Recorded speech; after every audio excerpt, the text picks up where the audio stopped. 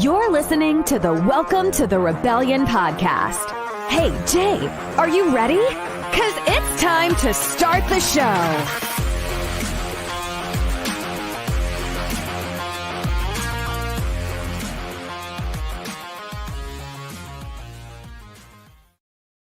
Little intro.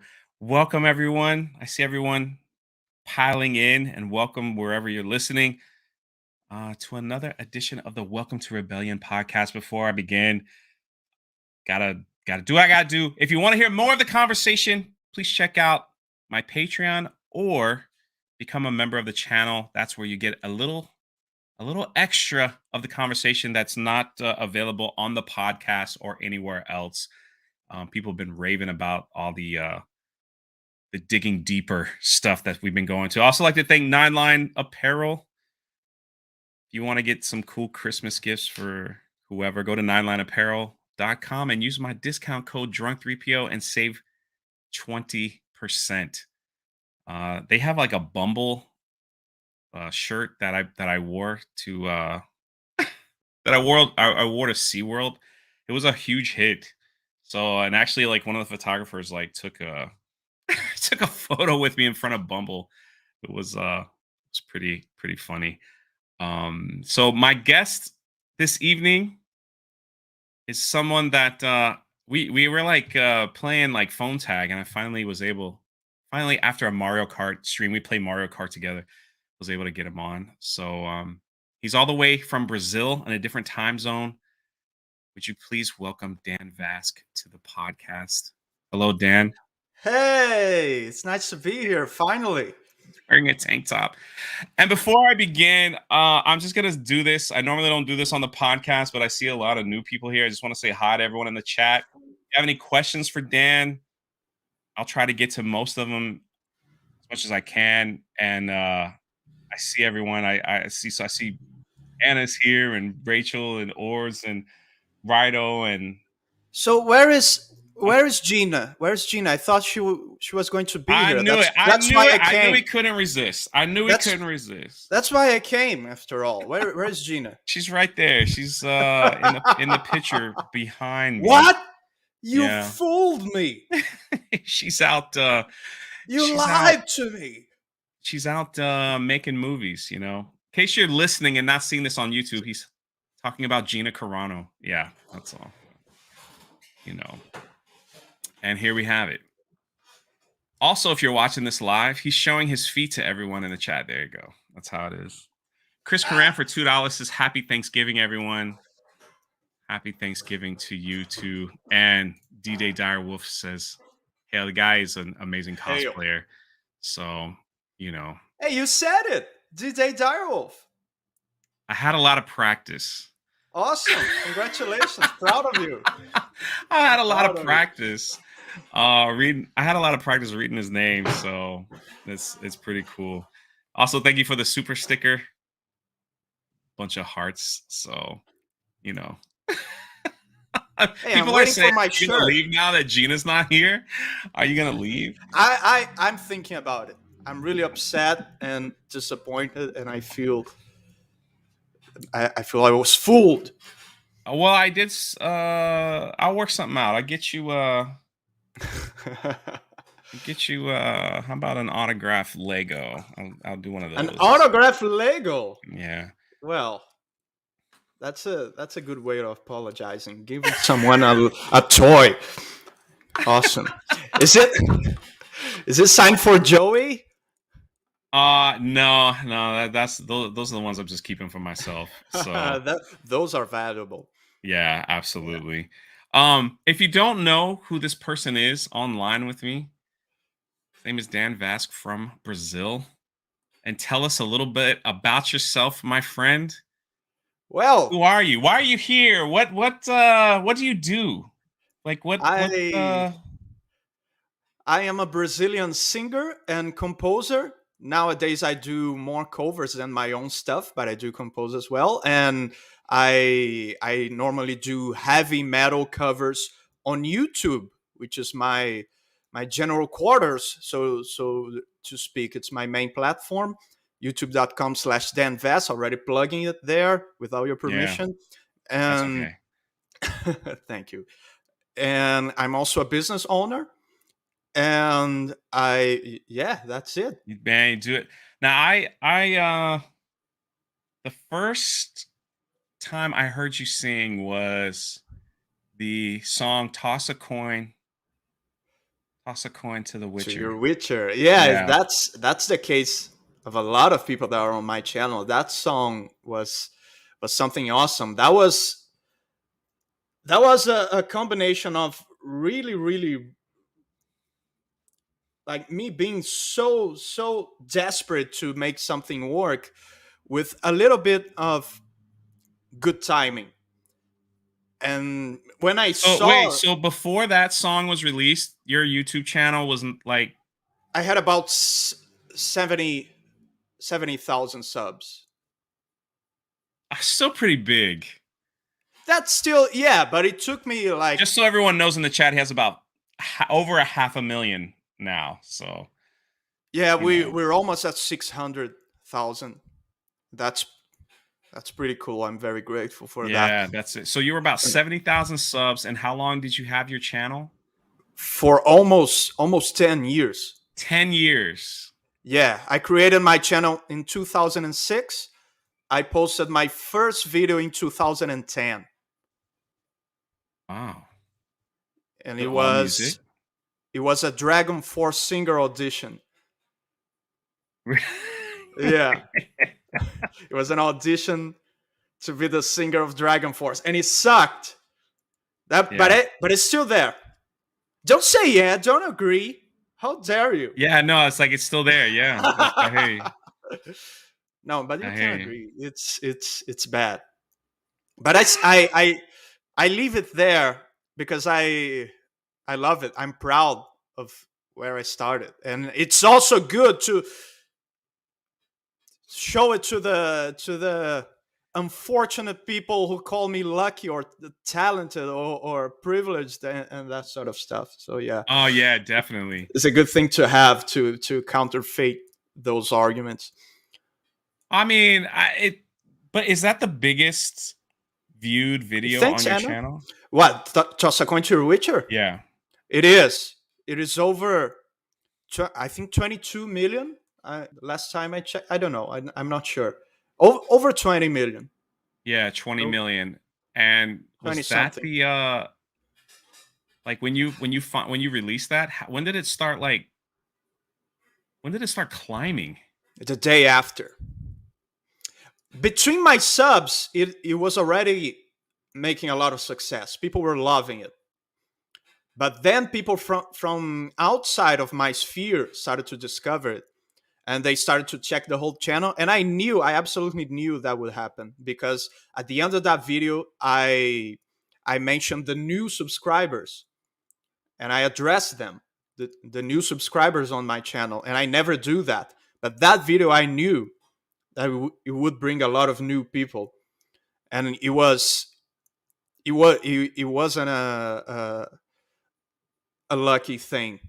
I Yeah. absolutely knew what I was doing, and I seized the opportunity. I knew as soon as I first heard that song on the show, The Witcher, I said to myself, it was a few days after it was released, and I said, everybody on YouTube and their grandmas will cover this song.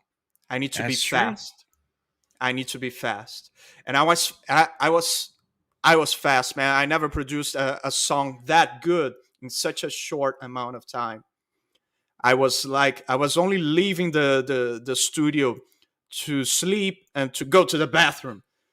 I spent like 5 straight days inside the studio, just sometimes with tears in my eyes, because I could listen to the fireworks from New Year's Eve outside, and everyone's Wow. having fun with my families, and I was inside the studio hearing the fireworks outside and wanting to be there with my family, with my friends, having fun. And I remember I had tears in my eyes when I heard the New Year's Eve fireworks.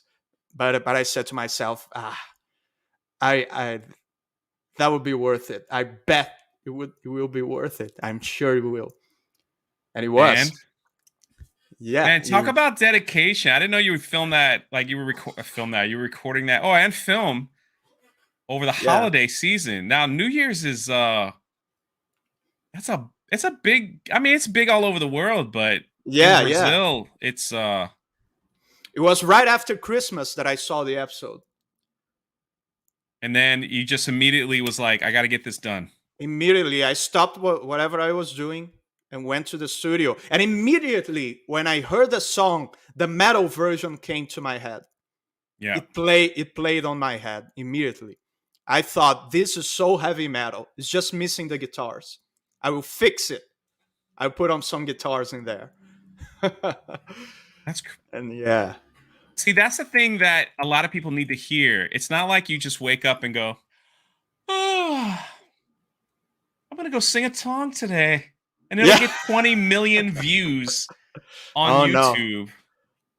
Yeah, that's what people see. That's the part of the iceberg that people can see with their naked eye.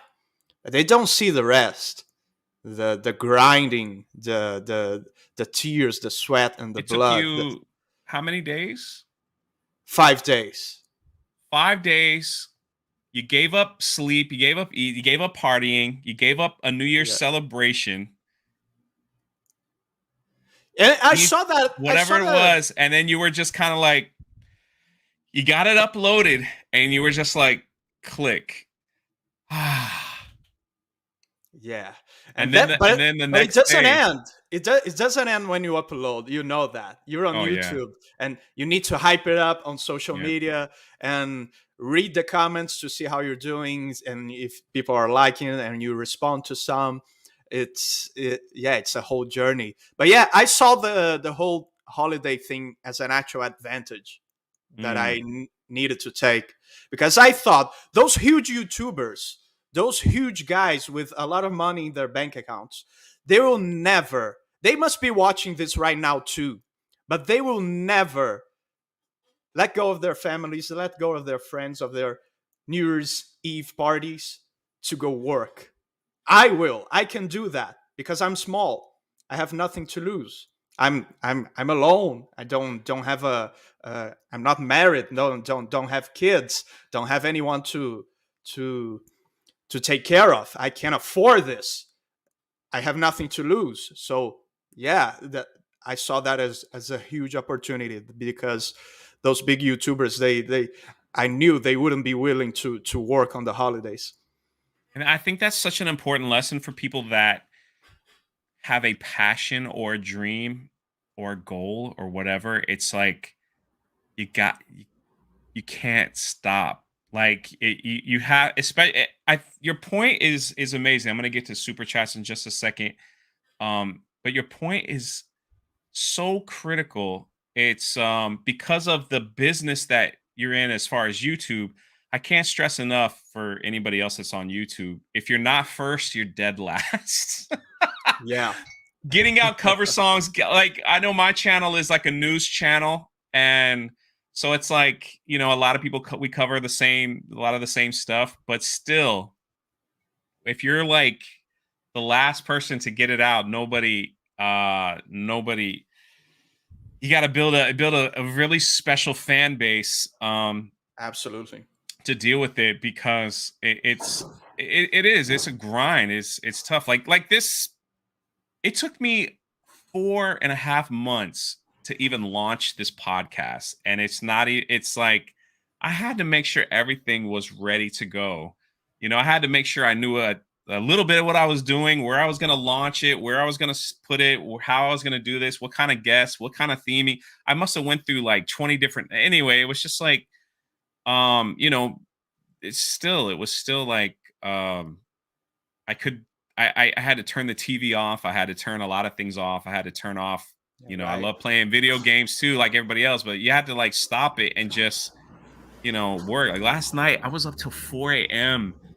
I played like Mario Golf with Krista and them, and I was so tired, but I went to bed. But I remember I have a book coming out next year, and I have deadlines. Really?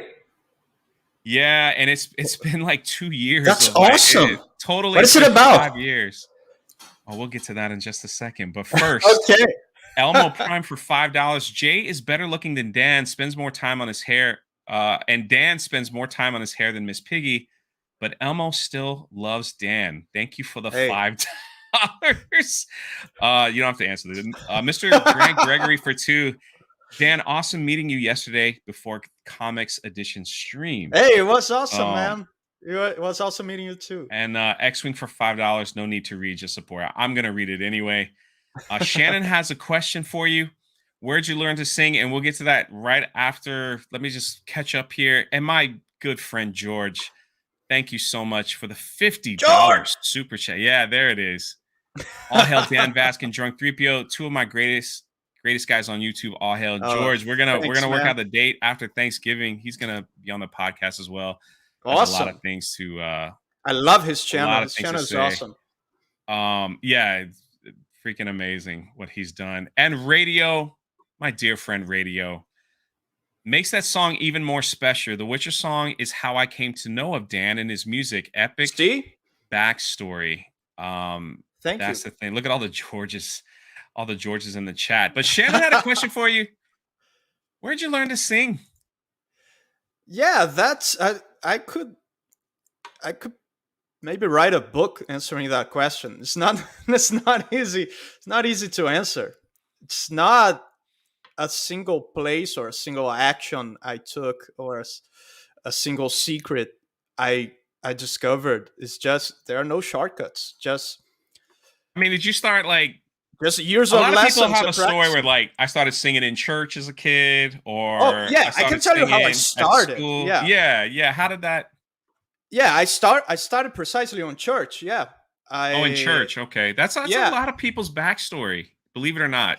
Yeah, there's this thing about churches that they push you to do a lot of stuff that you wouldn't do otherwise. It's awesome. And it was my case because I grew up on a Methodist church. I still consider myself a Methodist. I'm a Christian, and you had these groups, these music groups on church that people could be part of, and I was part of one. Started singing backing vocals on the service before the service would start. There used to be music, and you know how it is. People, Christians in the chat know how it is. You have music in the services, and members of the church are part of the music groups that play on those services, and I was part of it. That's how I started. It was a pretty awesome time. It was where I met my bandmates, Gabriel, my guitarist. Look at that. Yeah, and all metalheads on church. How cool is that? In church, on church. I never know the difference. You said it right. In church. I'm in church. Yeah, I was in church singing. Your English is very good, my friend, so don't. Thanks. You make fun of it anyway. So. It's just for entertainment. I know, I'm kidding. So you got your bandmates together from church, and you guys just got together and you just started singing. Let's rock it. Let's play some metal. We started with a more pop rock band back in the day that would only play Christian music, but we got out of that pretty quick because I don't see music as something that can have a religion. Of this kind of music is Christian. This kind of music is secular. I don't see it like that. It's just the same thing attributing religion to a chair or a desk or something. People are Christians and aren't Christians. Music is a reflection of the people who make it, and music will respond to its creator. So yeah, I think whatever music you make, if it talks about God or not, if you're a Christian, it will resonate with the spiritual world for sure. I have a piano back here, and for years, I actually still kind of do. I play the piano in church, and now I play.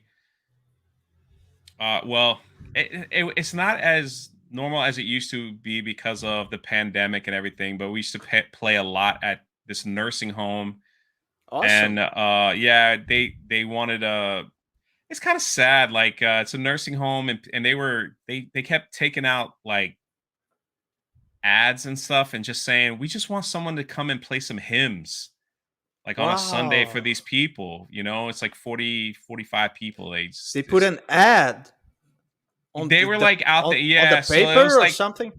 well, they sent feelers out to other churches, and they were just kind of like the Wow. pastors and stuff were like, "Does anybody have any extra time on Sunday that could play an instrument that want to go?" And I'm like, no one's doing this for these people, like, and so me and my buddies, we just went and did all the every Sunday. They're like, "What do you guys want to hear?" Everybody, Amazing Grace. I guess because they knew they were getting ready to see Jesus soon, so they were ready to say, like, our time is Makes almost up sense. here. Let's let's Makes no, sense.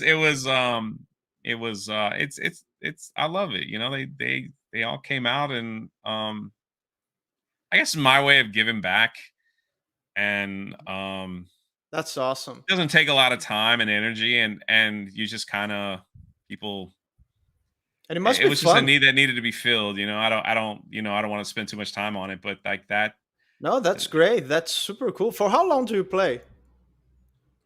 I've been playing the piano for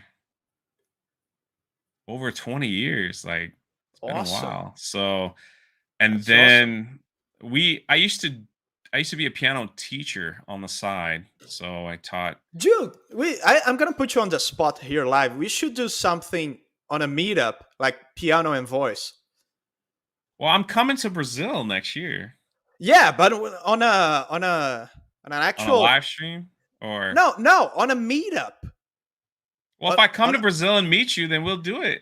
but I mean, Oh, you I mean mean like like so like if you come an to FNT America? Yeah, meetup or yeah, a yeah, Geeks and yeah. Gamers meetup. Like we have a big like just a big live show thing with piano and voice. A simple setup is easy to do, cheap. Oh, I'd love to do that. It'd be hilarious. Yeah, I do we it do. before my live streams. I have an alter ego named Redbone Jenkins, and before my Saturday, not all of them, but we I'll play like some old pop songs and stuff like that. Exactly. We So, can do some 80s classics, some power ballads. dude, all I need is the chords, man. I'm ready to go. So That's awesome. that'd Let's be go. that's how it'll be. Listen, Nick for $5 says, Jay, it's my wife's Tanya. Did I say that right? Birthday. She's watching. Say happy birthday. Well, do you want us to sing? You want us to sing happy birthday? Oh Nick, will that my. will that work? This can go very very wrong, but let's do it. All right, I'll start. Me, me, me, me, me. Happy birthday to To you. you. Happy Happy birthday birthday to to you. you. Are we even synced? Happy Birthday, birthday, dear dear Tanya. Tanya.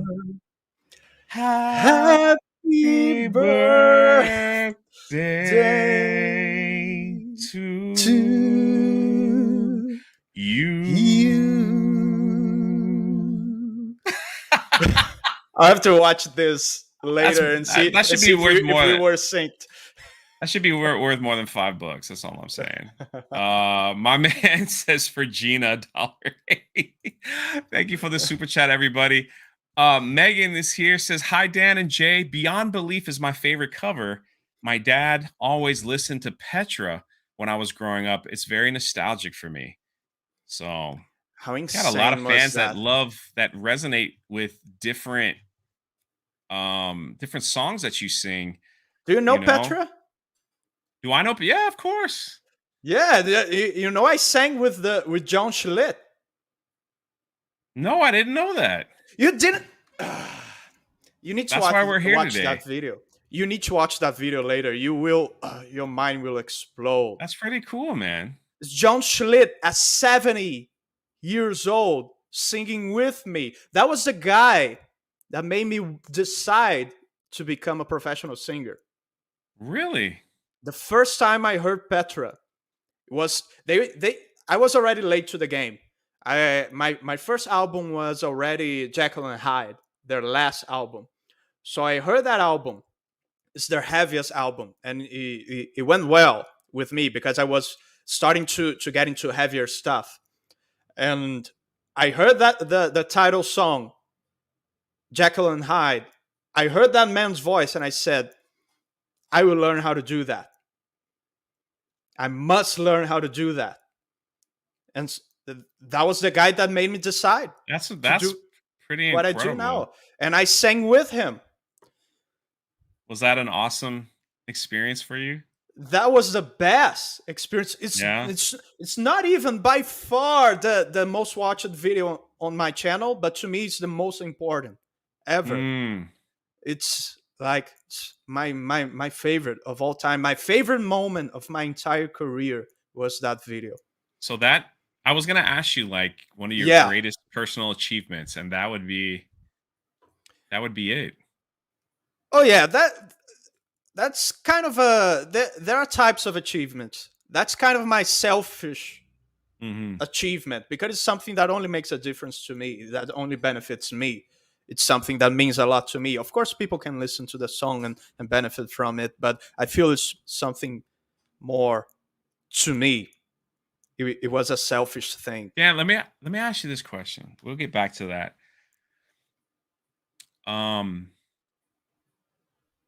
What I've learned and seen in my many years of life, I didn't start learning the piano until I was a little bit older.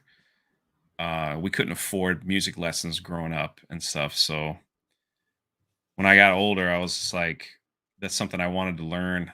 And same with me. I played the piano. My favorite was there was always this there's this one place that had a grand piano, not a baby grand, but a grand piano. It was really long. And I played at someone really special to me's funeral. And I never played a grand piano before. And it was just like one of the coolest things I ever experienced. But when you do music in front of people, whether it's in church, whether it's in different funerals, different places, or even just for fun, it's amazing how music impacts people's motivation, their emotions. It impacts where they could be on the brink of suicide, and a song could pull them out. Where I've heard that and read that before, and it also can trigger some of the most amazing memories that people have collected in their lifetime. Memories with their mom, memories with their wife, memories with their children, memories, and it's just like it's just so cool going on road trips, and then all of a sudden you got the radio on, and then that one song hits you like, oh snap, and everybody's just like booming and like doing their, you know what I mean? Like everyone's just doing their thing, and you're just like, it's just amazing the gift of music to what it does to people. And imagine someone like you. Do you ever understand the gift that you're giving to so many people? Because unlike podcasts, unlike doing news videos, unlike going to, it's just there's something about music that there's actually empirical data on bodybuilding that while you work out, if you do work out while you're listening to music that you like, there's actually a 10% of improvement on your performance during the workout. Yeah, but how does it feel to know that you're a part of changing someone's life Yeah, a it's song that you insane. recorded? Uh, Have uh, you ever gotten emails or comments or yeah, oh man, I yeah, was all the down, time. like something happened and now your song just brought life. And I tell you what, at Absolutely. least for me, that song, The Kiss from a Rose, man, um that is one of my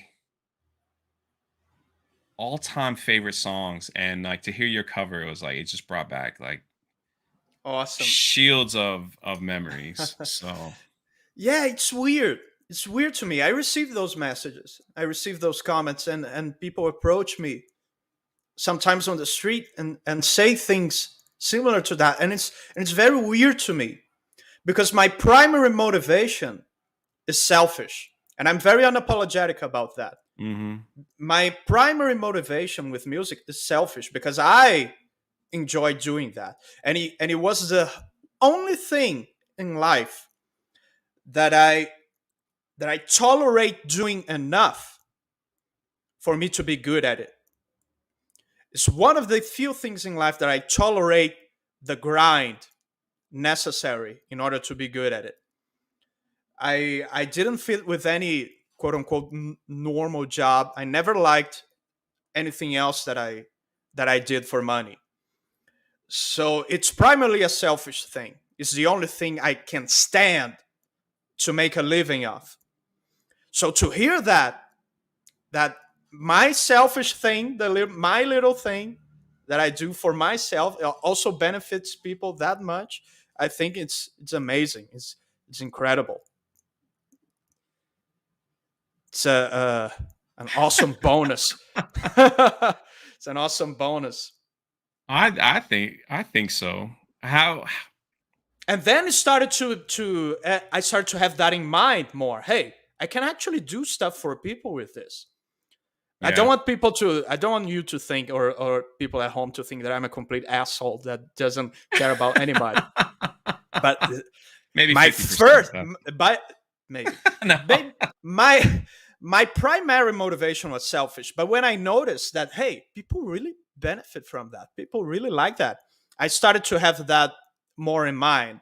And what I started to do was I started to choose to pick a little bit better the lyrics that I was saying and the types of songs that I was saying. Because I used to sing about anything, and songs that would relish on self-pity and those freaking new metal ballads that it's all crying. I I stopped singing that stuff. Sometimes I sing one or another, but I try to focus more on things that make you feel strong, Mm. not things that make you feel weak. That to me, that's what music's for. Is to that word is so cringe nowadays. It's so misused, but things that actually empower you, things that actually give you power. I try to focus I on that. don't Yeah, we need um to take words back, right? yeah, We need to yeah, take the yeah. words back from the weirdos. Start using those words again in an actual good, not cringy sense. Dan, what and then I'm gonna get to I'll get to some more super chats in just a second. Thank you guys for being here and being extremely generous today. Um did you ever have like a big setback in life? Like Oh man, was it poverty, family troubles? Was it I think just some this. people that I've talked to, like, I was homeless, I was this, I was depressed, I was struggling with this. What you know what I mean? Like, did you ever have something that you felt was a Yeah, I'm pretty genetically predisposed to depression and anxiety, and I had a serious. Um, it was 2014 ish, 2014 and 15. It was my worst phase of my depression. But I don't even consider that a setback because mm, I feel like that was the best thing that ever happened to me is mm, to is to go that low, because when you go that low, you There's no other way you can go from there except up. Some people don't go up, they stay. They stay because that's Yeah. something I tweeted about the other day and it got people mad. Victimhood has its benefits. Of course it does. Big time benefits. Yeah, big time benefits. And that keeps people, when you feed that, when someone uses a victimhood towards you to try to get some, I shouldn't say sympathy, because sympathy is a good thing, but to try to get some pity out of you, if you feed that, you're actually not doing that person a favor. You're not helping them.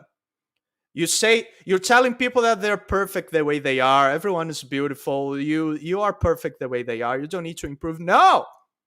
When you tell that to someone who is having serious crap in life, I'm doing a real conscious effort to not swear here on your show. Be yourself, man. Be yourself. You're doing great. You're doing great.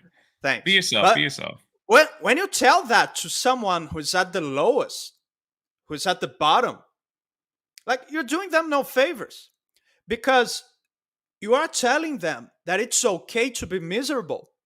It's okay to be unhappy and unfulfilled and to live a meaningless life. And it's not.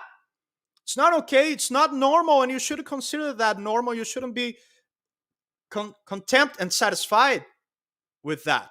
So don't tell people that. Don't tell people that they're fine the way they are. Don't tell people that they're beautiful the way they are. Don't tell them that. Tell them about their potential. Yes. Tell them about what they can do. Don't try to make them comfortable with misery, with unhappiness. People are supposed to be uncomfortable with those things. That's your defense. That's your brain's defense to having a shitty life. You're supposed to not enjoy it. That's how you get better. Well, that's the thing. It's the old saying, if it was easy, everyone could do it. But that's the issue. No matter what you want to accomplish in life, it's not easy. And it's difficult, but the journey is beautiful. Yeah. The journey is, and I couldn't agree more. It's trying to help people my thing is like trying to let people know that they have value. And when they believe in their heart that they have value, and this is just me, because this is what I needed. So I'm only talking about my own personal experience. Like I said, there was a point in my life where I felt I had no value for anything. And it's really important for me to shout it from the rooftop that everybody has a value and everybody was born on this earth to do something of value. And we rate that so terrible in the human experience. It's like people rate their value on likes, on social media stuff, on like what other people say about them and things like that. They rate that stuff, and yeah, that's the worst thing. It's the worst thing you could do, because it'll never be enough. If you rate yourself on stuff like that, it'll just never be enough. Oh, dude, especially for people who work with the internet, like us, people who actually do that for a living. It's like I was watching an interview with Christopher Lee. Oh my God, people like Sir Christopher Lee are dearly missed in Hollywood nowadays. He said something that a lot of actors and a lot of public people and a lot of celebrities need to hear. The worst thing an actor can do is to believe his own publicity. So I know that quote. Yeah, it's a great quote. It is. It is a great quote. So the biggest mistake you can do as a somewhat public person, someone who is on social media and someone who do something online that people admire, is to start to believe those overly emotional, positive comments that people leave you. And of course we appreciate it. And we we get the love and we appreciate it. But man, if you start rating yourself based on that, if you start believing that too literally, it's a bottomless hole. It's very easy to get out of it. Yeah, but for your own self though, you wanted this thing to be successful. Like Absolutely. this was like, I refuse, because I ain't going back to work. Yeah, I burned all the bridges. It's like, this has got to work for me. So Yeah, everything that I have, every whatever I have is going into this because I believe in it. Number one, it's got to work, or I'm gonna, hey, what if it didn't work? Where would you be? it isn't an option. There was no option. It isn't an option. You need to give yourself no option. I mean, Mm. don't you be responsible. Don't do something reckless. Be smart about it. Be reasonable. Okay, but try your best to don't leave yourself any choices and burn the bridges. When I left Yeah. college, when I Burn the left business boats. college, yeah, that video you did. Yeah. But when Yeah. I left college, there's an option where I don't know how the word is in English, but there's an option where you can keep like your spot reserved for you on college for if you want to take a break for a couple of semesters. But I didn't do that. When I left college, I said no. I want to cancel my I don't know the word. I want to cancel me being on college. I will not be coming back. I don't want to have the option to come back. And I informed my parents. I didn't ask them for permission. I informed them after I did that. And it's easier to ask for to apologize than to ask permission. And but 1 week later, 1 week after that I left college, I was already making money with music. I was already making a significant amount of money with music by giving lessons. So my parents saw that I was serious about it. I wasn't leaving college just to party or to be lazy and stay at home. I was serious about the music thing. So I think that's important to the young people that are listening to us. Like, respect your parents. You don't. Sometimes you need to go your own way, in my opinion. But respect your parents. Make them feel comfortable with your decisions. Do what you can to make them feel that you are safe, that you are making the right choices, and you're not some crazy idiot doing whatever, being impulsive and stuff. I mean, 600,000 YouTube subscribers later. Yeah, did you ever think you'd be that. Like, you don't have to get into specifics or anything. Did you ever think like YouTube was the way to make a living? Yeah. I know it's not the only thing that you do, but I'm just saying, like, was that part of the process? You're like, we're going to put this out. No, yeah, and, I was very intentional. So that was part of the plan as well. Like, YouTube was part of the plan. It was. I was very intentional, and people often ask me on interviews or in conversations, "Hey, did you had any idea that this would happen?" And I could lie and be all humble to you and say, "I didn't have any idea this would happen." But that was part of the goal. Yeah. I need to tell the truth. I knew that this would happen. I not only knew this would happen, but I also planned this to happen, and it happened as I planned. It wasn't luck. It isn't privilege or talent or some inborn arbitrary trait like that. It was a lot of will and planning and being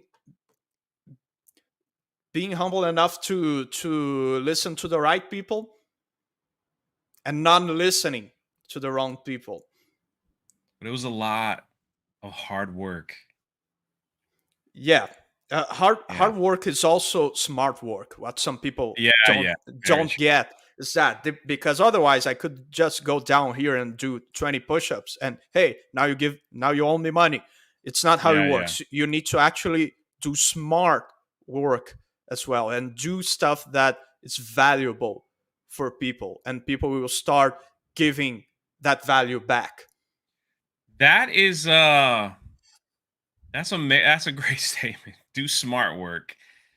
Don't Yeah, do and I work that know I doesn't, sound like, spending kind time of, on Twitter doesn't give you anything back. dude. I uninstalled Twitter from my phone, I did the and it's same thing. really, and Yeah, it's great. if I'm on my desktop, I'll have it up just to check on like current events or like what my friend or like what we had a little interaction, like kind of funny.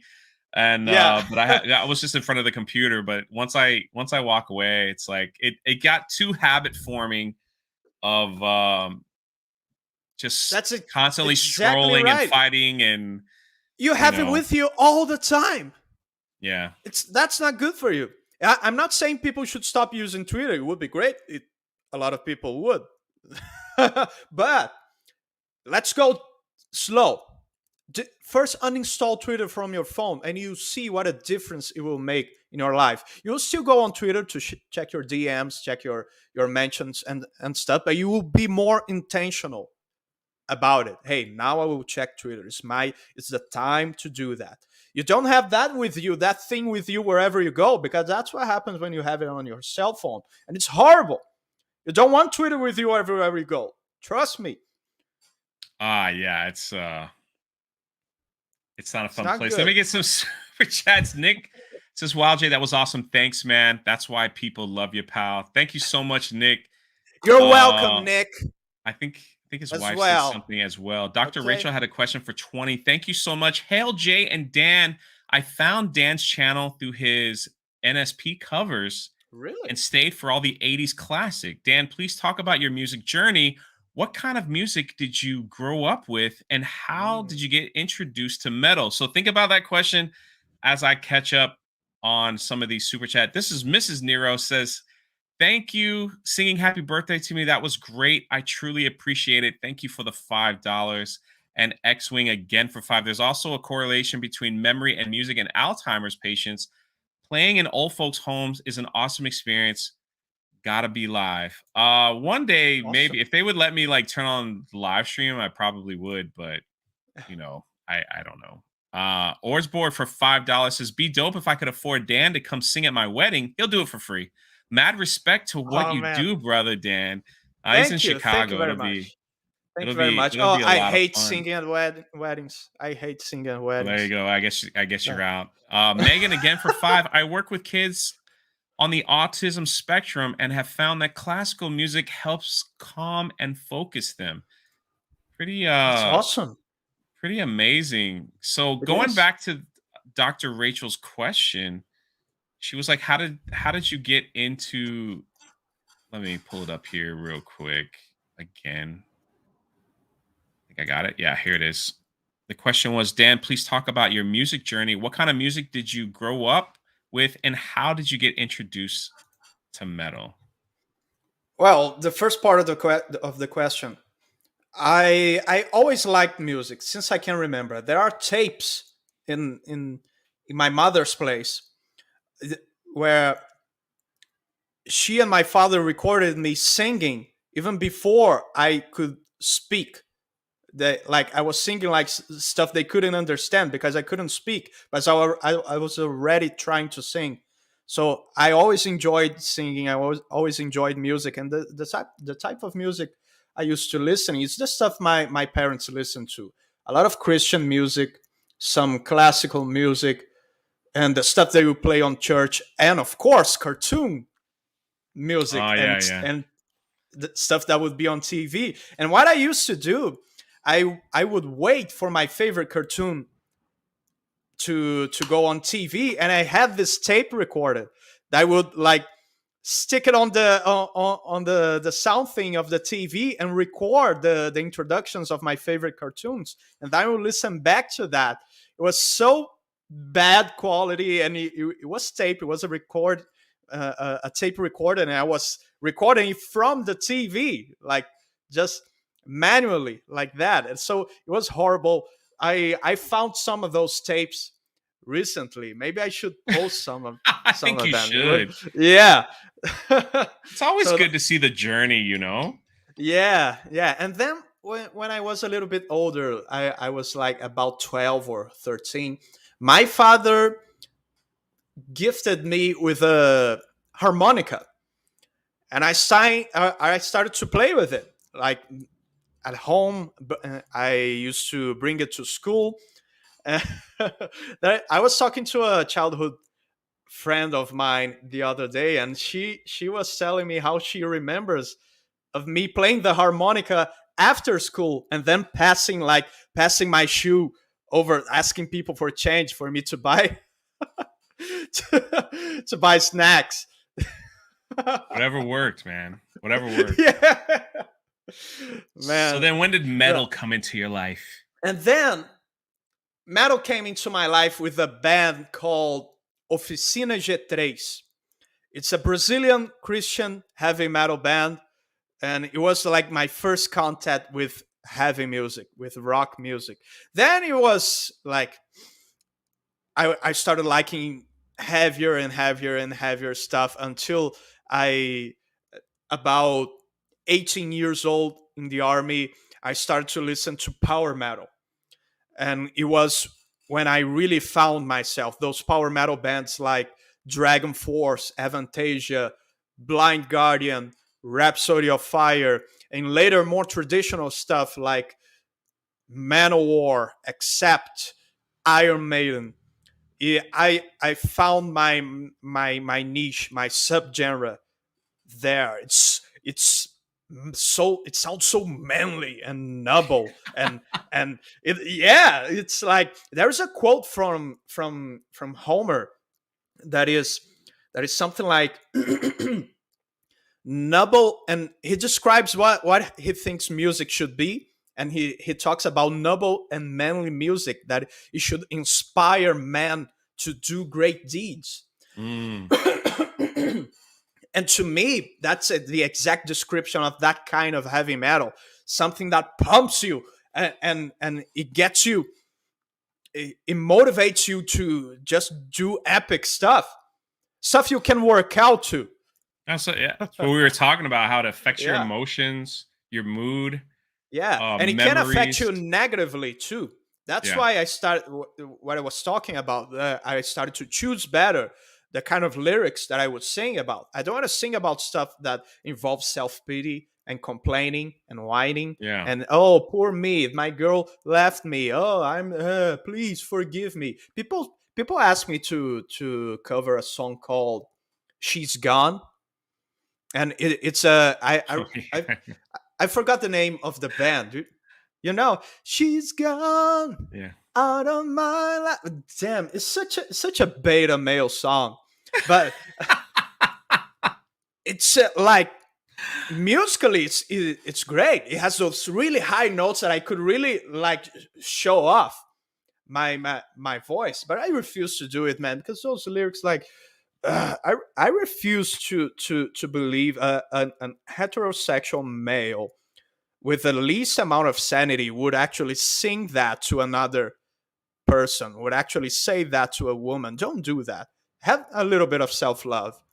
I could actually make I thought about that. I think I'm actually going to do it. She's Gone cover, non-simp version. I think and I think a lot of people will be pissed, but that makes it even better. But Oh, I think I'll change the lyrics and like sing it like an alpha male would, and say stuff like, "Hey, I don't care. I'm already dating another." That's, all right. I So I want to make it really funny and but at the same time sound really, hey, I don't care. if you were to give me your phone and I were to look at your playlist, what are like I'll tell you mine. You probably no one will probably ever Sure. guess this. So this was my playlist that I made because I was spending a lot of time in the car driving these past few days. So for some reason I've got Ordinary World by Duran Duran. Don't Dream It's Over Okay. by Sixpence None the Richer. I'm Still Standing by Elton John. Blinding Lights. Y'all know who sings that. Uh Paradise City by Guns N' Roses. And a bunch of 50 Cent songs. And wait, I have Levitating. I don't know why I have that one on there.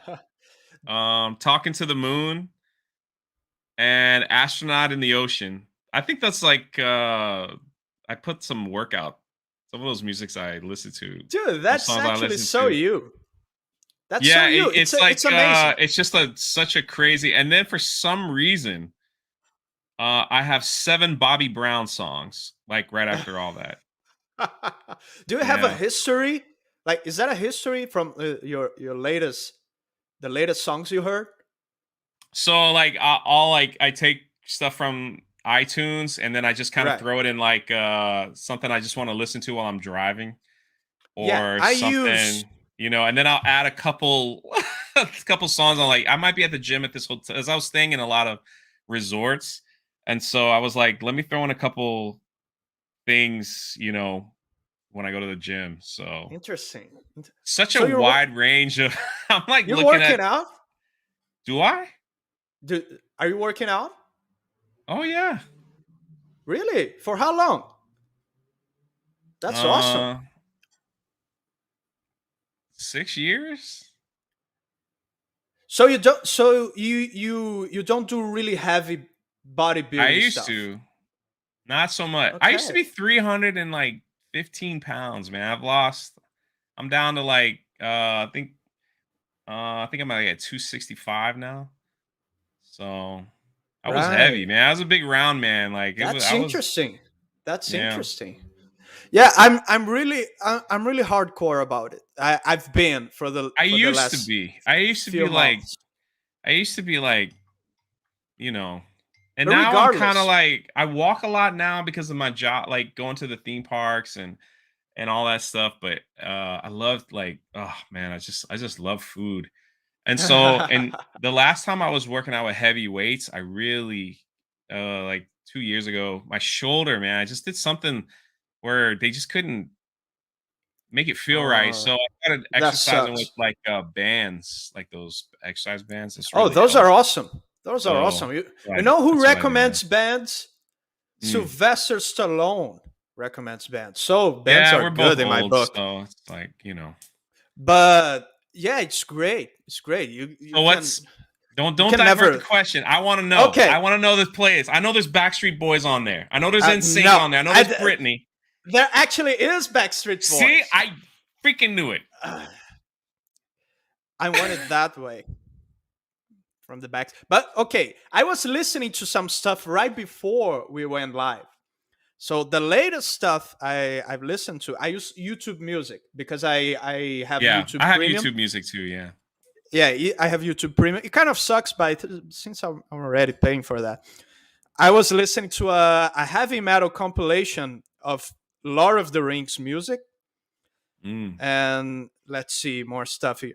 A heavy metal version of My Heart Will Go On from a band called Battle Dragon, because I'm actually thinking about doing one of my own. Wow. And let's see. Let's check my history. What I've been listening to. Okay, library. Where is history? Recent activity. There is Ghost Lights by Avantasia. Wolf Totem by The Who. Do you know that Mm. band from Yeah. Mongolia? Though they are great. I From want to learn. Mongolia? No, I don't know that Mongolia. band. No, it's not The Who like WHO. Right. It's HU. The H. Who. No, I don't know that band. It's great. You should. Then as the narcissist that I am, I was listening to some of my own stuff too. I do that sometimes. Nothing wrong with that. Christmas stuff. I was listening to the Christmas album of Andrea Bocelli. I love Andrea Bocelli because I'm doing a Christmas song this year for the first time, and it's gonna be epic. And I'm taking a little bit of inspiration from his album. I was listening while I was working out today to the soundtrack of Rocky 4. Mm, And that's pretty much the stuff that I I listen know to. that And soundtrack. there's a bunch of Manowar stuff, Manowar, Lord of the Rings soundtrack, So Sabaton. I have a music. I have a movie tunes library where it's like Awesome. all the themes to like all the movies that I really love. A lot of John Williams Awesome. in there.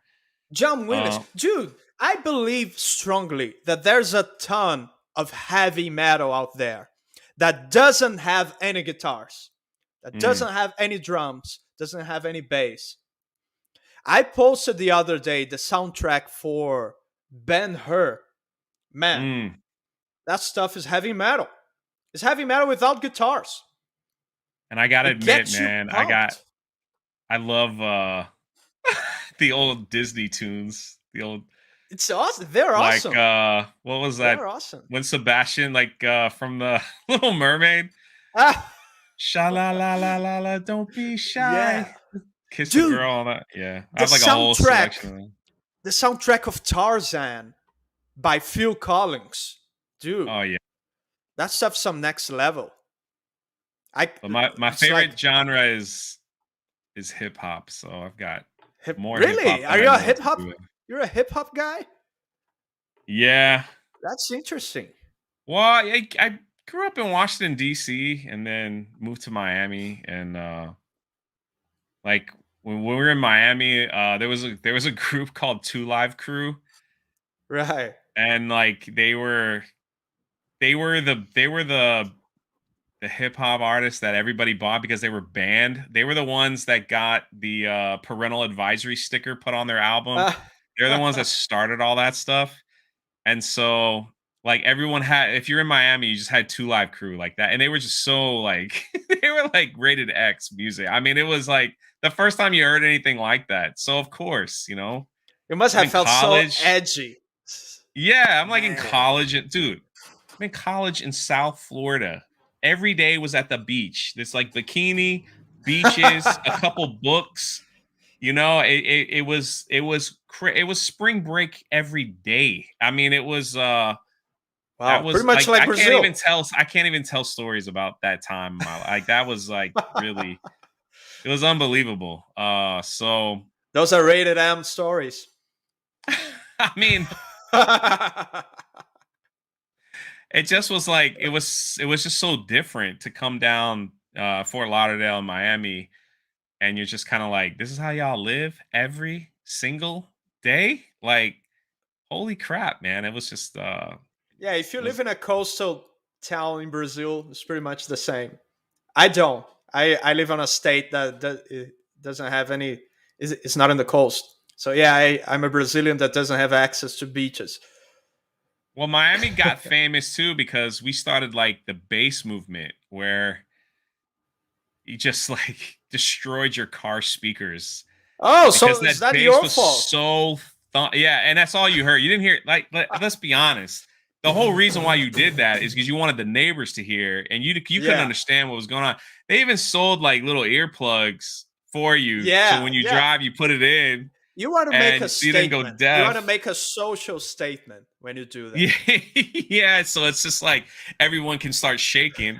You know, real quick. Oars board for $2 says, did I mention, Dan, you get to pick the music? LOL at the wedding. Nick for 5 says, I'm sorry, Mr. Vasc, I didn't mean to forget you. He doesn't feel I was forgotten. kidding. I was Yeah, kidding. he doesn't feel forgotten at all. And let's see, for $10, John Wayne says, Dan, how big a Petra fan? And who is that? What is that? Sabaton? Did I say that right? Sabaton. Sabaton fan are you? I grew up with Petra and found Sabaton a couple of years ago. And Dude, then as Ords for $2. Look up Power Gloves metal cover Under the Sea. Like they're giving you awesome recommendations. So what about that question suggestions. Yeah. about Petra? Sabaton. Dude, I said huge. it I'm wrong. huge into both. As I told the story, Petra was the reason I became a singer. It was my favorite band for a long time, for a few years. And then I got into heavier stuff, but it's still a very important band to me. I still listen to it all the time. And Sabaton, it's actual it's actual heavy metal being done in 2021. So yeah, it's pretty great. It's actual. It's not pretty much traditional heavy metal because they put up their own spin into it, but I feel it has the same feeling as traditional heavy metal bands of the past, like Judas Priest, Iron Maiden, Accept, Manowar. Sabaton does that in 2021, and most stuff that we get nowadays regarding heavy music is stuff like metalcore, new metal, really more modern feeling stuff that kind of feels like a bunch of teenagers angry at their grandmas because they didn't receive their ponies or something like that. Don't get me wrong. I love some of the music. How have I never heard of them? New metal. Heavy metal wasn't really. Again, but it's great. It was like, I love it. Yeah, I don't know, man. It's just by the beach and everything. Everybody played like chill. We're at the beach. I was sending some stuff to you. You know what I mean? After that stream. Like no one needed. I will educate you. We're at the beach, man. Let's just It's just We played Will Smith's "Summertime" like over and over every single day. Summertime. When I go to the beach, my family has sort of it's kind of a cottage home, but on the beach. And when I go there, it's like I go walk on the beach listening to those really fast and epic songs, and I feel like some epic pirate. I look at the sea and I go like, yeah, it's it's interesting the different cultures, the different feelings, the different personalities. I think a lot of it is sometimes people's music taste is, I mean, a lot of it's in their culture. Yeah. And usually at a young age, you kind of discover what really motivates you. And just gets you. There was stuff that I would buy just because it made my mom and dad mad. Doesn't necessarily mean that I loved it, but it was just kind of like, my mom was a rebel. Back at 10 p.m. I'm gonna buy this music, and I hope they see it in the car. It's like, a rebel teenager. Wow. Who would have thought? Who would have thought that? Yeah, and then like 10 years after that, I'm like living in foreign countries, building orphanages. So who would have? And that is the yikes. This is the funniest thing. It's the funniest story about music. Was in Haiti after the earthquake. It was 2012, and I had just brought a large team of construction workers, and they had just finished some kind of like housing complex or something like that. They had just finished, and they were like, Jay, can you take them to the beach or something? Like, they need a day of, like, they worked hard. Like, these guys came, and it was like they were working. My job was to make sure they had food, and like they got to where they were going. They were working 15-hour days. They were working like nasty hard. So I'm like, I never really took a group to the beach here. I don't know how safe it is. And then somebody talked me into, they're like, I'll go to this beach. So we go, I take them out to this beach. We're all in the water. It's beautiful. And it's, I guess it's considered a public beach. There was hundreds of people in there. There was hundreds of Haitians. They're all in the water, and like we're in there too. So everybody, and they got a DJ playing music. They were playing music, Haitian music that we didn't understand the language and stuff. All of a sudden, the DJ switches it up and starts playing Justin Bieber. Baby, baby, baby. Oh. And every one of them, from adults to children, that was in that water, from the people I brought to the Haitians to everyone else, from other visitors, they started singing that song like super loud. Oh, damn. It was the craziest thing. And I'm sitting there like, I'm sitting on the beach with my buddy, and I'm like, will you look at that? I was like, will you look at that? This is so unreal. Everybody's just like, baby, baby, baby. That's like the only part of the song they knew. And so the DJ just kept playing that, like playing that part over and over. And I'm like, Oh here I no. am in a country that just went through a horrific, and yet they're at the beach. Everybody's singing. It was like Americans, Haitians, there's Dominicans there was other people, like, and everybody just stopped and sang Justin Bieber together. If I'm not mistaken, I was just like, what? This can't be real. And it's like, yeah. I'm just sitting back and like we just started laughing, and I'm like, I might as well get more alcohol because this is unbelievable.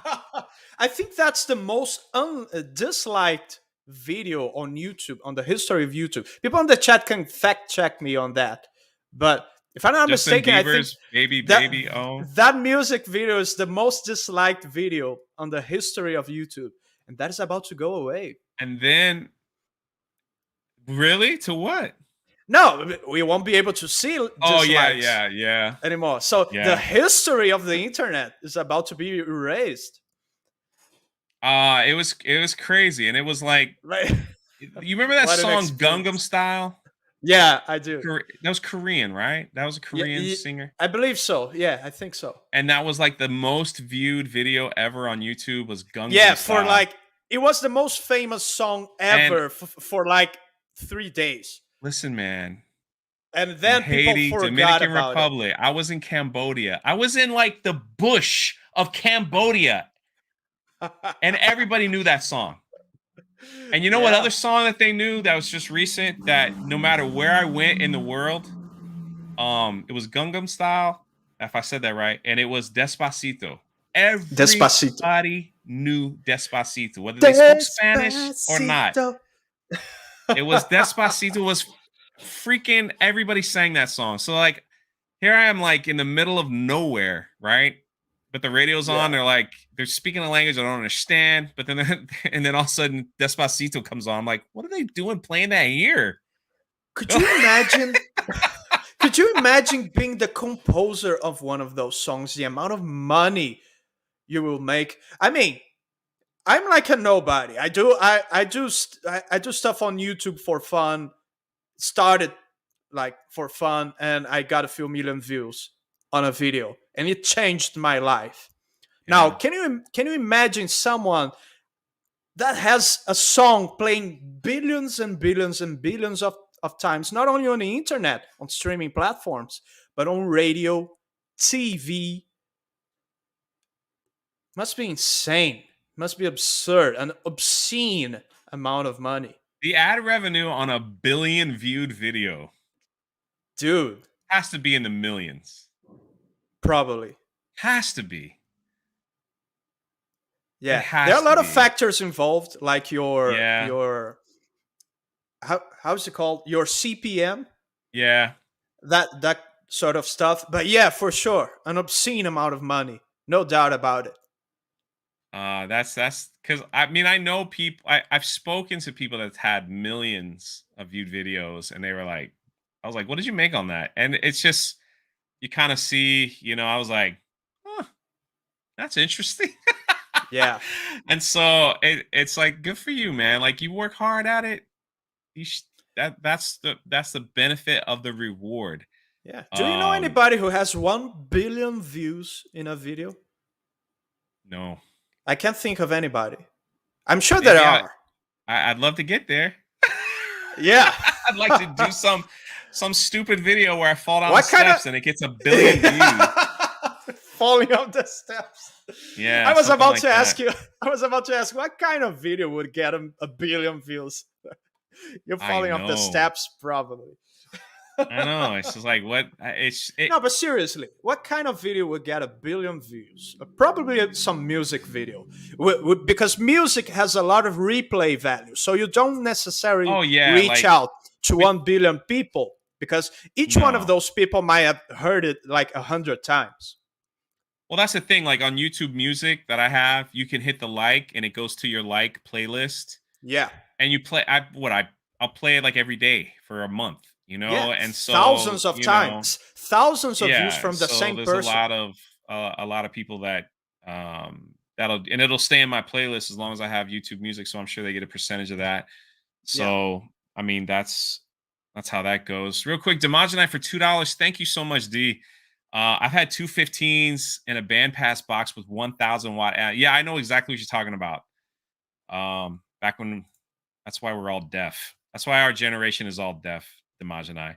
David Neal for 20. Thank you so much. Just hail to the chat. Hail Dan. Hail Jay. Hope everyone is well. Thank you so much for the $20, man. I appreciate you guys so much. And Mike likes tacos for $5. Have you guys seen who is?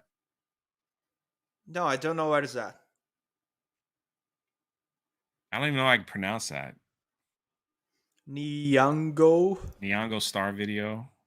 Nyong'o Star Video. No, I have not. Am I saying that correctly, chat? Nyong'o. Nyango. I think so. I think you're saying it right. I have not. Sometimes I have to look up, Mike. Thank you for the super chats. So,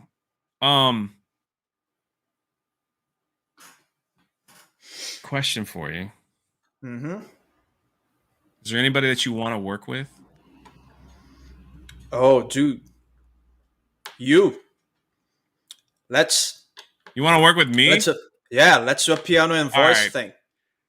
All right, so we'll get that together. So now that's off your checklist, is there somebody else that you like look up to and you're like, oh, dude, Eric Adams from Manowar, singer of Manowar, Michael Kiske from Halloween, and but not only singers and musicians, but YouTubers, just like regular YouTubers too. I would love to do something with PewDiePie someday. That's a guy that inspired me for a long time. I used to watch his videos every day to try to reverse engineer what he was doing. So yeah, but most of the people I watch. Man, how does it feel to know, like, you know what's like for me, and this isn't like people will always take it the wrong way.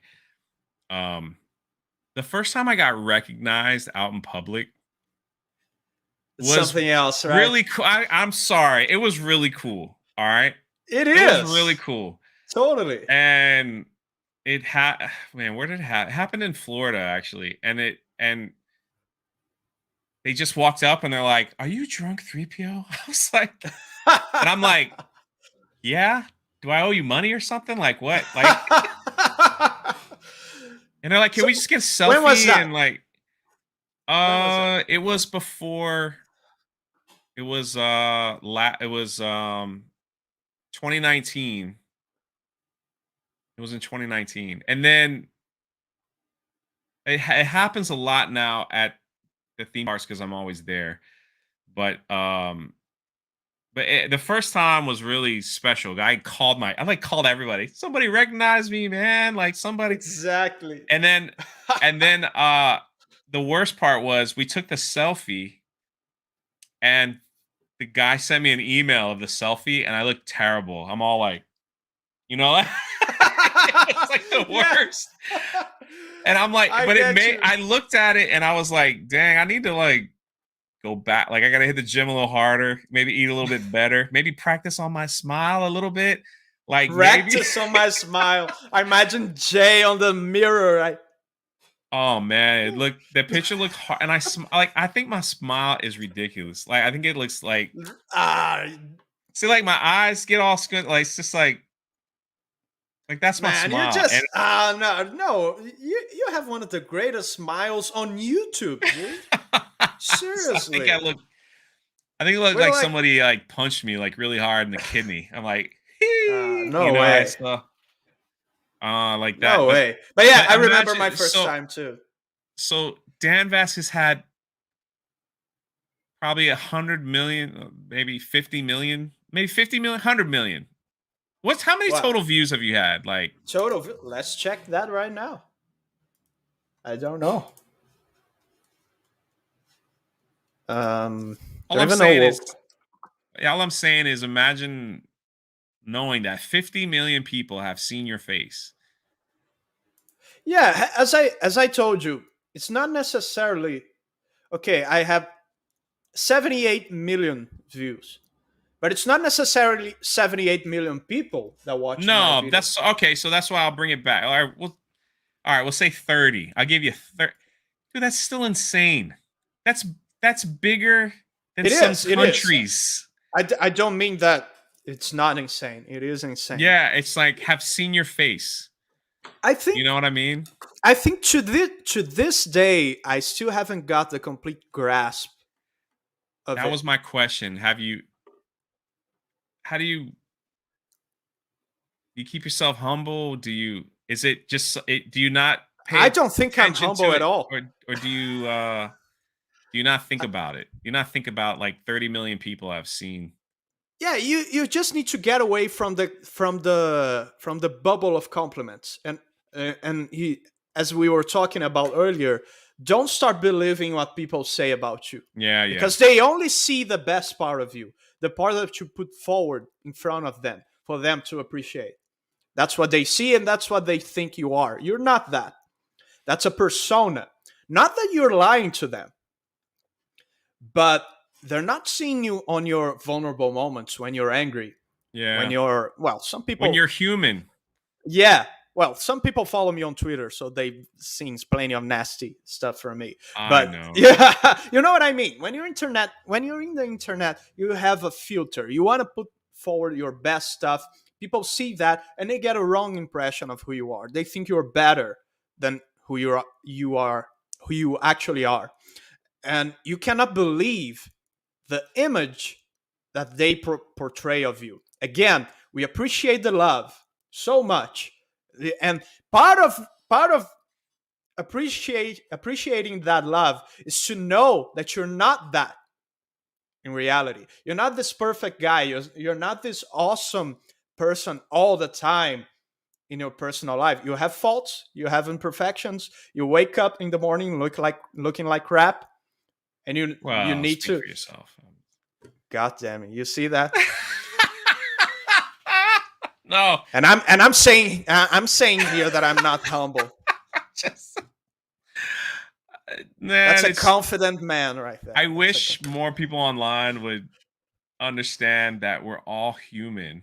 Yeah. And that we're going to make mistakes. That I'm going to tweet something that was way out of was stupid because I went off emotion. I'm going to put out a video that people are going to be like, dang, Jay, that ain't like you. Or I'm going to say, it's just humans, man. We have flaws. Yeah. We can't be on 24 hours a day. And we have haters that rile us up all the time. Yeah. But Dan Vasc doesn't have any haters. Do you have any haters, Dan? Dude, it's absurd. But my like to dislike ratio is pretty good. It's always above 98%. When I do something egregious, that doesn't count as a hater. I'm talking about someone in your comment section that's just like, you suck. Like your voice is terrible. Why are people watching you? Like, I remember one particular guy when I did the video and I did a Led Zeppelin cover and I had like 10,000 subs. A guy commented like, "This guy will never be a star." He said those words, and I said to myself, "Dude, I'm not gonna delete that. I need to find that channel today. I need to that comment today. I need to find that comment." I said I will not delete that comment because when I'm big, I will respond to it. When I'm big, I will find that comment and I will respond to it. And that's kind of childish. All right, then here's what you do. Like, you just find it later and then post it on Twitter, and we'll all have a laugh. Definitely, yeah. Lots of haters. If you don't have any haters, you're not doing something significant. You're not doing something meaningful. I don't I get a lot of hate comments all the time, but dude, let me say, sorry to interrupt you. I got a lot of hate. Go ahead. My number of haters multiplied when I started to hang out with you guys. Just saying. Go ahead. Why am I not surprised? Why am I not surprised? I get that comment all the time. Like, really? Dude, like, why are you with them? And I'm like, I'm part of them. Like, what are you talking about? So, and it, You changed. oh, Sorry, I interrupt no, you. you're right. It's like they say that there was one guy that was really popular in Star Wars, like Star Wars media, and he came across my channel when I had like 2,000 subscribers, and he wrote this whole essay in the comments section. I'm not gonna say his name because some people will know exactly who he is. And then he went on Twitter and like he basically said my backdrop looks like pretty much I got it from a yard sale. My microphone is terrible. The guy's hideous looking. And he went through like a list. He's like, he'll never make it on you. I'll be surprised if he ever hits 5,000 subscribers. He tried just went hard. through a list. And he went through this whole list of how bad my channel is and how I should quit. And he was just laughing and all this stuff. And when I was with Gina Carano, he sent me a message. Really? Yeah. What did he say? Hey, I'd love to have you come on my channel and we could talk about Shit. your experience with the Mandalorian actress. Man, it's a trap. I went back to that comment and I clipped it out and I just emailed that back to him. And then he sent me a huge apology. Damn. Wow. And I just never responded back. That must I have just tasted I just left it like it is. And it Wow. was like, it was a moment where I was kind of like, right. I know how it is. I had people. I don't have an experience like that with haters, like a hater, an actual hater trying to work with me. But what happened to me was people that when I was like 10,000, 20,000 subs, I emailed them just like asking for advice and perhaps asking for a collab, and not like, hey, give me a shout out, put me on your channel, and just, I wasn't asking for something for nothing. I was actually offering something in exchange for the collab, not money, but yeah. I was actually like offering how can I say, I offer to make the guy's life easier. Yeah. I like, hey, I'll take care of everything. I'll take care of editing. I'll take care of the instrumental. I'll take care of everything. And you can just record the vocals and take the week off. And the people never responded to me. And then when I'm 500,000 subscribers in my channel, they email me asking for a collab. So yeah, that's a pretty good feeling. And I think the guy forgot. Like, he just was mad. Probably.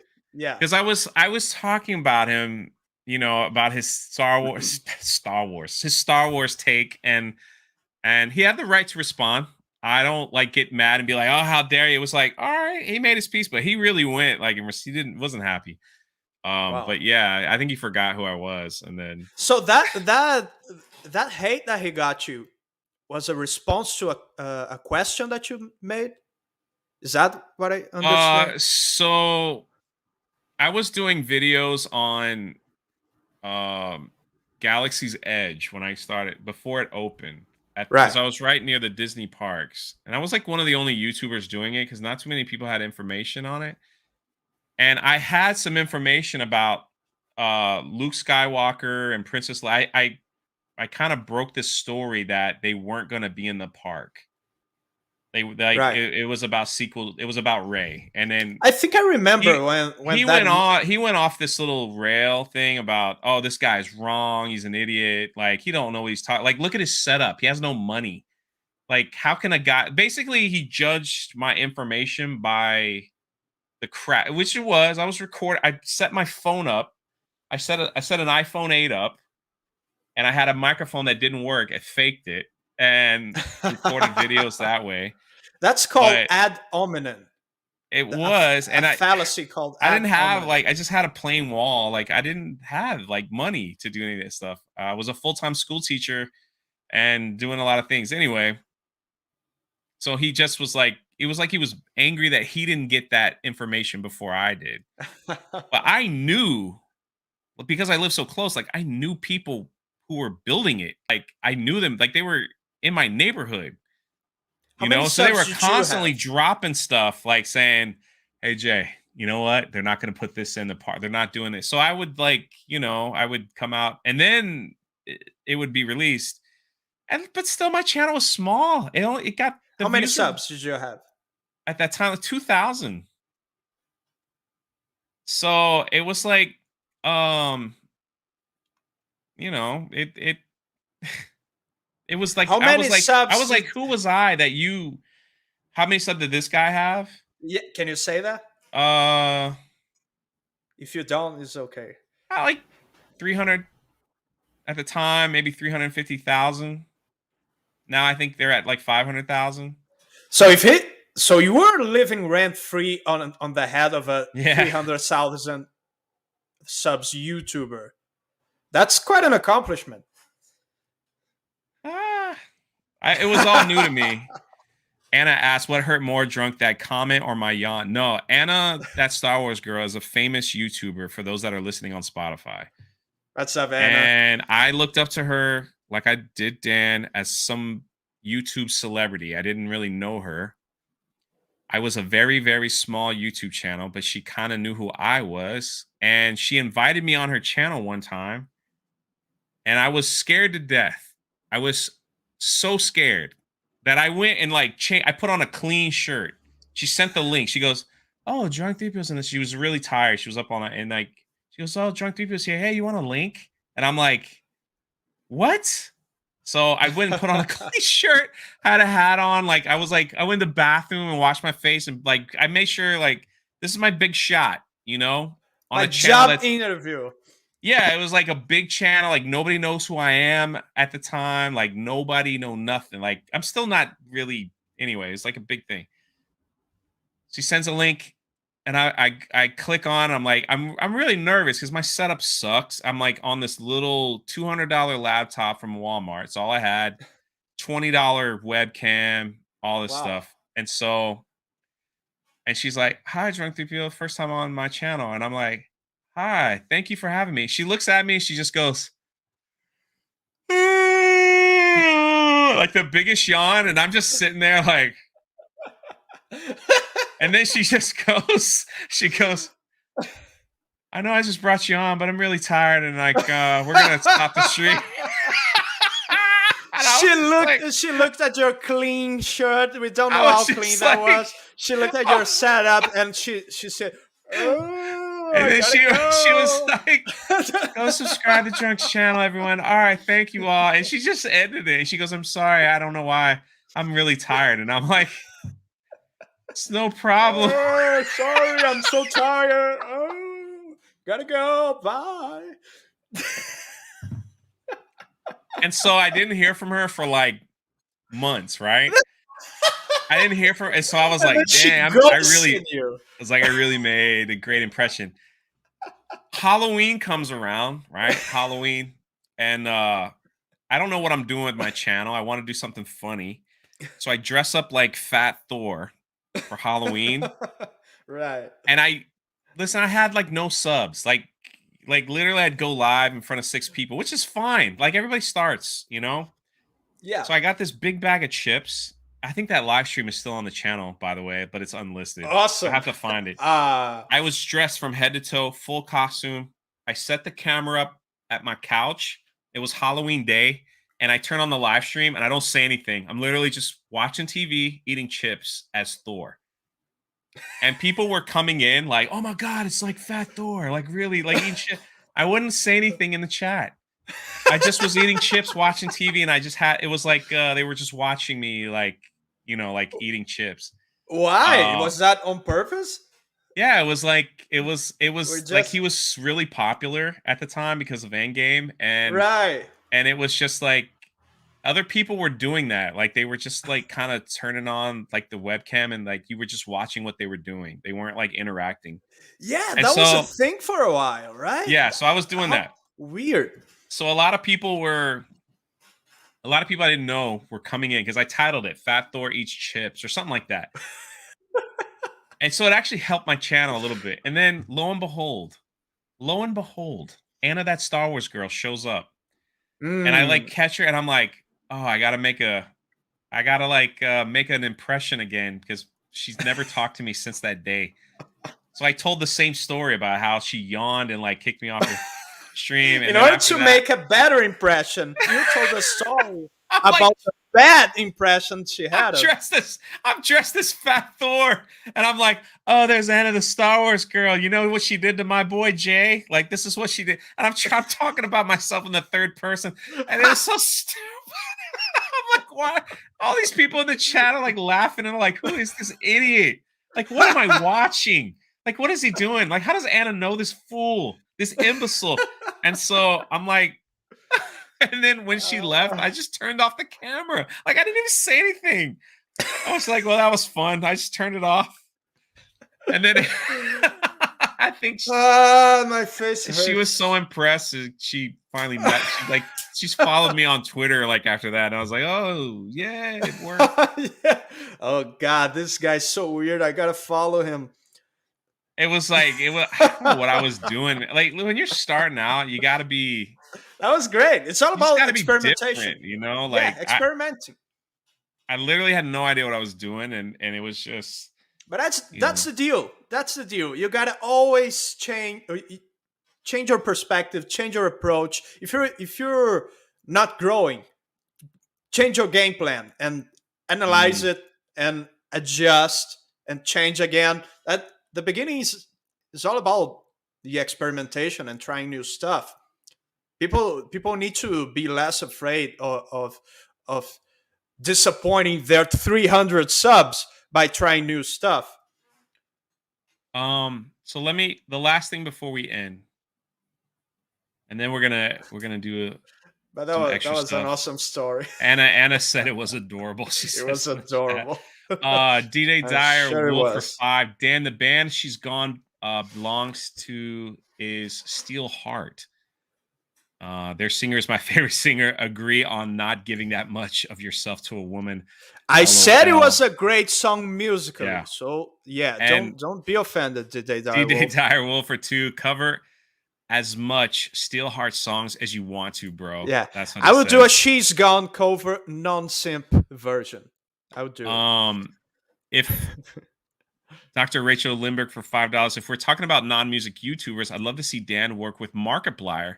I think that would be surprisingly good collab. The video game, the guy who does video games, got like 26 million subscribers. Markiplier.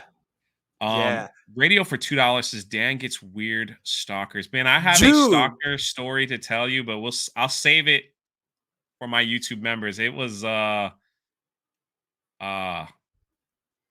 that is a part of scary. What we do that I don't like at all. Everything. It was that's the part of it.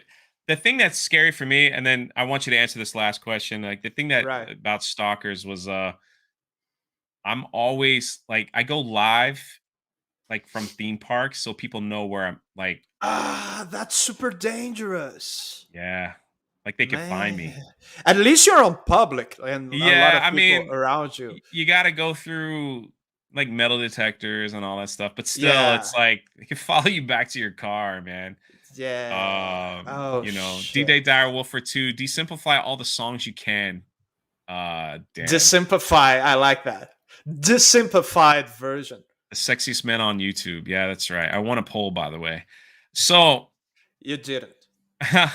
Dan, if there was someone out there that's thinking about starting something, but they're afraid, like they're like,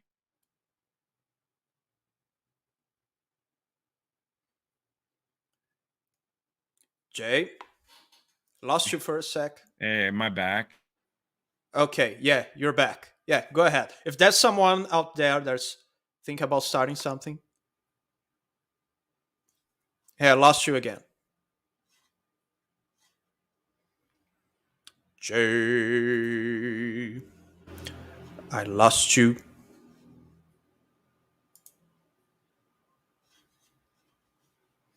Am I still live, though?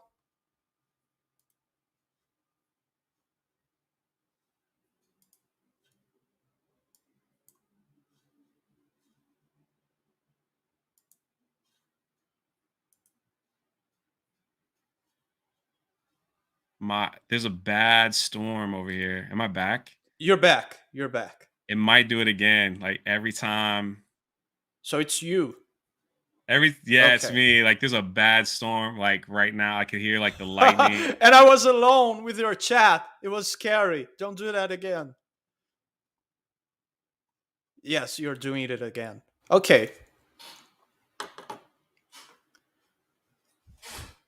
Yeah, dance Brazilian internet still works. All right, people, let's have a conversation, just you and me. It's the Dan Vasc show. That's right. Phantom Mercenary. Stop laughing. All right, just answer the question in case it goes out again. What would you tell someone who wants to start something? What would you tell them? Yeah, I got I'm waiting for this to pass. I got it. It shall pass. Well, what I tell myself often, what I did tell myself when I was starting this, I was analyzing the risks, I was analyzing what it would take, and you get that cold on your belly. You get that fear, really, of, hey, people will ridicule me, my family will ridicule me, it won't work. And by the way, I didn't have any reason to think that, because my family was always supportive, my friends were always supportive.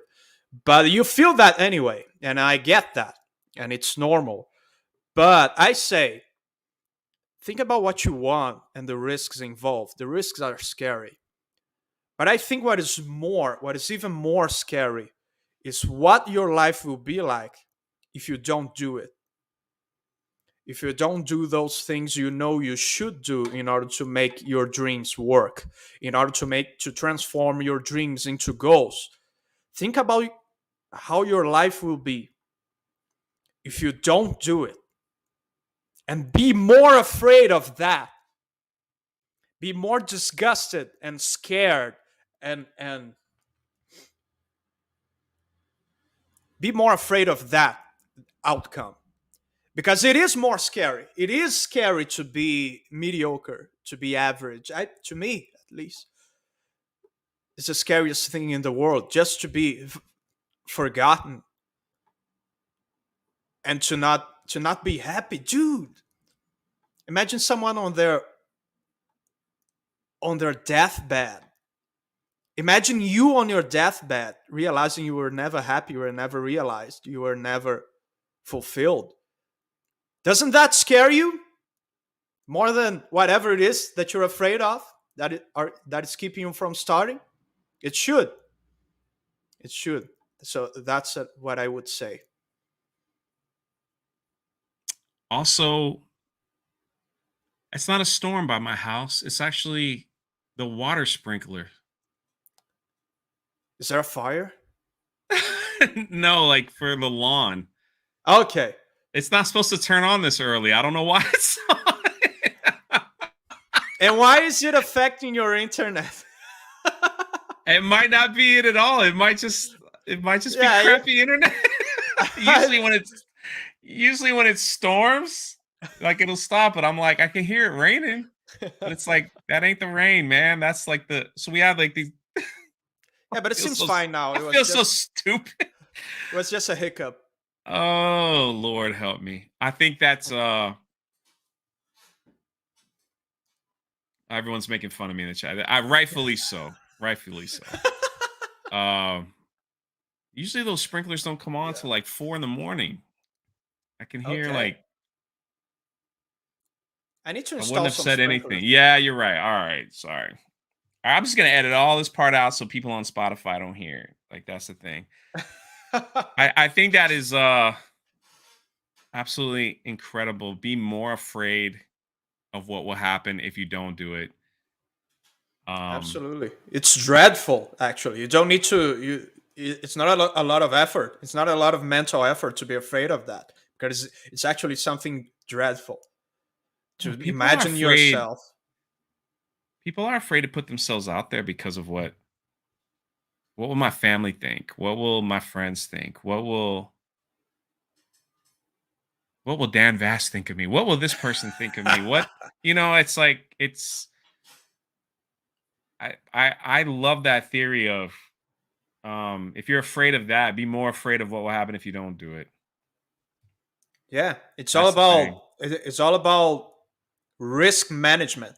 I think it's a lot more risky to live an unfulfilling life. Man, amen on that. I agree. A couple more super chats and then we're gonna be done. Dan, have you seen Rockstar with Mark Wahlberg? I haven't, and I know that's insanity. Like a rock singer on YouTube. Never saw that movie, but yeah, I should. I'll put it on my list. Greg for 5 says, love Dan Vasc. Love his shirt too. Dan, will you guest star on my D&D channel, Art of the Roll? Art of the Roll. Email me. danvasc.com/ no. What is my email? Oh shit. Go to my website, danvasc.com. My email is there. Contact@danvasc.com is my email. Email me. Yeah, his YouTube channel is in the description. Awesome. You can find it there and find all his Kiss My Grass Strikes Again for $5 from Patrick. Yeah, that's what happens. That's from your lawnmower stream. I have so much editing to do with this. Our